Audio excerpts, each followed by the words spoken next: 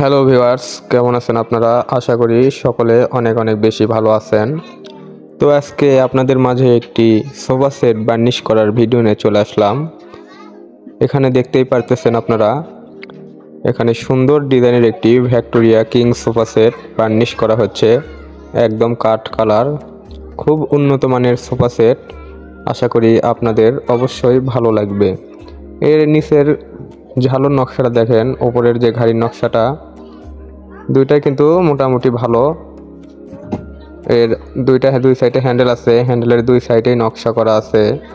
তো সম্পূর্ণ কাজগুলোই কিন্তু অনেক সুন্দর, খুব গর্জিয়াস করে কাজগুলো করা হয়েছে। আশা করি আপনাদের অনেক অনেক বেশি ভালো লাগবে।